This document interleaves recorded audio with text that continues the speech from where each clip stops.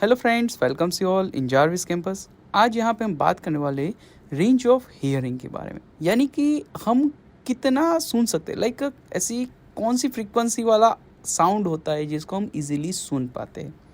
The audible range of sound for human beings extends for about 20 hertz to 20,000 hertz. 1 hertz is equal to 1 cycle per second.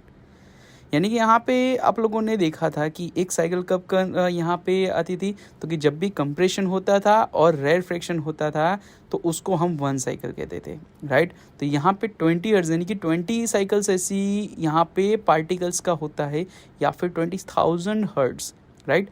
इसको अभी cycle कैसे होता है वो पता चल गया आपको। यहाँ पे हम बात करते हैं कि हमारा जो यानी कि ह्यूमन बींग्स का जो सुनने का ताकत है वो 20 हर्ट्ज से लेके 20,000 हर्ट्ज तक का है। फिर यहाँ पे बात करते हैं चिल्ड्रन अंडर एज, यानी कि जो छोटे बच्चे होते हैं या फिर ऐसे कुछ एनिमल्स जैसे कि डॉग हो गए, कैट हो गए, तो उनका जो वॉइस हियरिंग कैपेसिटी है वो अप टू 25 किलो हर्ट्ज तक का है। 25 किलो हर्ट्ज यानी कि 1 किलो हर्ट्ज यानी कि 1000 हर्ट्ज, यानी कि 25,000 हर्ट्ज तक वो सुन सकते हैं। ऐसे अभी आपको पता होगा कि जब ओल्ड एज आता है, यानी कि जब वो जो बूढ़े होते हैं लोग, उनको सुनने का ताकत थोड़ा थोड़ा क्या हो जाता है, कम हो जाता है। यानी कि जो ओल्ड एज पीपल्स होते हैं, ओल्डर पीपल्स होते हैं, वो जैसे उनका एज बढ़ता है उनके ईयर्स क्या हो जाते हैं, लेस सेंसिटिव हो जाते हैं, यानी कि उसका फ्रीक्वेंसी जो क्या होता है, हाई हो जाता है। अभी sound of frequency below 20 hertz जो होता है, इसको हम क्या बोलते हैं, इंफ्रासोनिक साउंड बोलते हैं, या फिर उसको हम इंफ्रा साउंड भी बोल सकते हैं।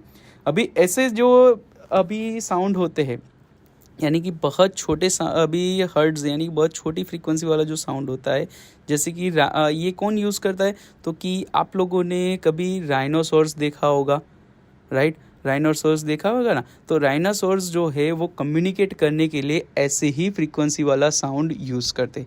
जैसे कि यहाँ पे एक राइनोसोर्स होता है, दूसरे राइनोसोर्स से बात करना हो उसको, तो ऐसी फ्रीक्वेंसी यानी कि 20 हर्ट्ज से लो वाली यानी कि 5 हर्ट्ज वाली फ्रीक्वेंसी से वो लोग बात करते।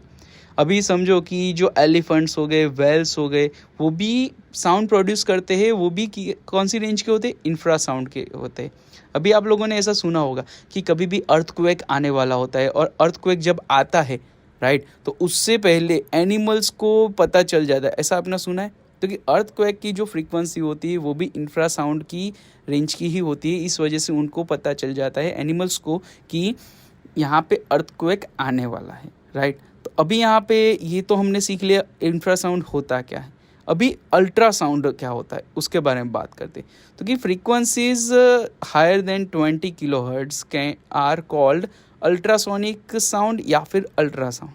तो कि डॉल्फिन्स हो गई, कुछ ऐसे एनिमल्स होते हैं जैसे कि बैट्स हो गए, प्रोप्राइज हो गए, वो सब क्या होते हैं, तो कि अल्ट्रासाउंड्स में एक दूसरे से के साथ कम्युनिकेट करते हैं, राइट।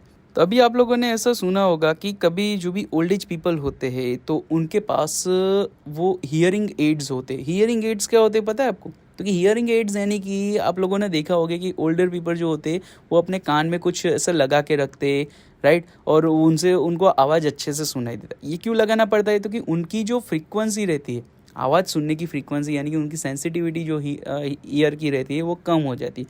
वो सेंसिटिविटी को थोड़ा बढ़ाने के लिए, उनकी फ्रीक्वेंसी को बढ़ाने के लिए हियरिंग एड्स वो यूज़ करते हैं, राइट। तो ये था हमारा range of hearing. Thank you.